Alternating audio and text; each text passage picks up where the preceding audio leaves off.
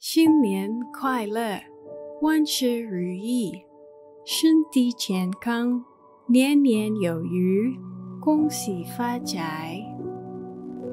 Selamat Tahun Baru Imlek. Semoga saudara-saudara kita semua berbahagia, sehat, sukses, dan bertambah makmur.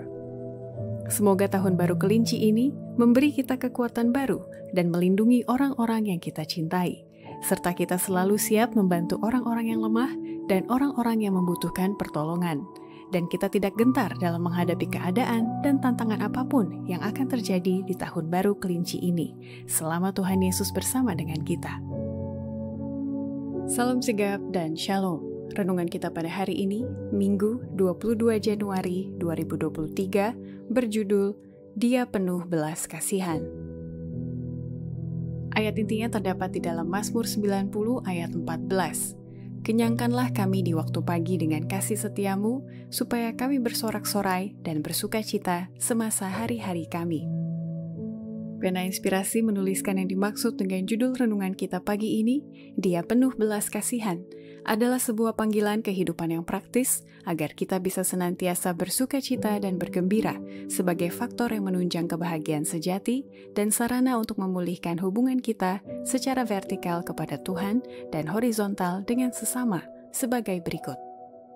Pertama, kita baru bisa merasakan pengalaman Kristus seperti ditulis Daud, Dia penuh belas kasihan, bila mana kita selalu berharap dan tetap setia berjalan bersama Tuhan Yesus, sehingga kita dapat merasakan damai, kasih, dan perlindungannya yang senantiasa mengasihi setiap orang percaya. Tuhan mengasihimu, Tuhan itu penuh belas kasihan. Janjinya adalah, mendekatlah kepada Allah, dan Ia akan mendekat kepadamu. Yakobus 4 ayat 8. Ketika musuh datang seperti air bah, Roh Tuhan akan melawan dia untukmu. Camkan dalam pikiran bahwa Yesus Kristus adalah pengharapanmu. Dalam hal-hal yang menyedihkan yang akan datang kepadamu kapan saja, Kristus berkata kepadamu, kecuali kalau mereka mencari perlindungan kepadaku dan mencari damai dengan aku, ya, mencari damai dengan aku. Yesaya 27 ayat 5.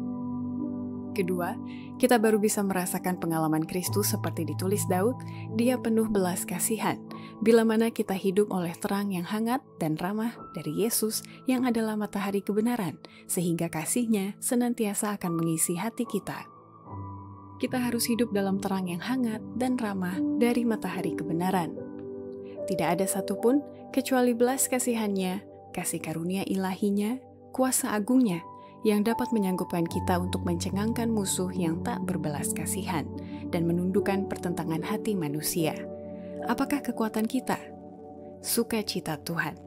Biarlah kasih Kristus yang mencairkan, mengisi hati, dan kita dilembutkan dan ditundukkan, siap menerima kuasa yang Ia sediakan bagi kita. Ketiga, kita baru bisa merasakan pengalaman Kristus seperti ditulis Daud, Dia penuh belas kasihan, bila mana kita tidak membiarkan pegangan hidup kita kepada Yesus menjadi longgar, tetapi justru kita senantiasa mempercayakan kepadanya untuk melakukan bagi kita hal-hal yang tidak dapat kita lakukan bagi diri kita sendiri. Tidak bisa dimaafkan di bawah cobaan manapun karena membiarkan pegangan kita pada Allah menjadi longgar. Meskipun belas kasihan manusia bisa gagal, tetapi Allah tetap mencintai dan mengasihani dan mengulurkan tangannya untuk menolong. Tangan kekal Allah merangkul jiwa yang berpaling kepadanya meminta bantuan. Allah ingin agar anak-anaknya meminta kepadanya dan mempercayakan kepadanya untuk melakukan bagi mereka hal-hal yang mereka tidak dapat lakukan bagi diri mereka sendiri. Keempat, kita baru bisa merasakan pengalaman Kristus seperti ditulis Daud, Dia penuh belas kasihan, bila mana kita konsisten memelihara kehidupan saleh sebagai orang Kristen dan menjaga percakapan suci, agar kita bisa senantiasa sebagai pembawa terang kepada dunia. Kehidupan saleh orang Kristen dan percakapan suci adalah kesaksian sehari-hari terhadap dosa dan orang-orang berdosa, tetapi ia harus menyampaikan Kristus, bukan diri sendiri. Kristus adalah obat manjur bagi dosa. Penebus kita yang penuh belas kasihan telah menyediakan bagi kita pertolongan yang kita perlukan. Disedang menunggu mempertalikan kebenarannya kepada pemohon yang tulus dan menyalakan kasih ilahi dalam hatinya yang hanya dapat diilhami oleh penebus kita yang penuh kemurahan. Kalau begitu, marilah kita yang mengaku saksi-saksinya di bumi, duta-dutanya dari istana surga, memuliakan Dia yang kita wakili dengan menjadi setia kepada kepercayaan kita sebagai para pembawa terang ke dunia. Demikianlah renungan kita pada hari ini. Kiranya Tuhan memberkati kita semua.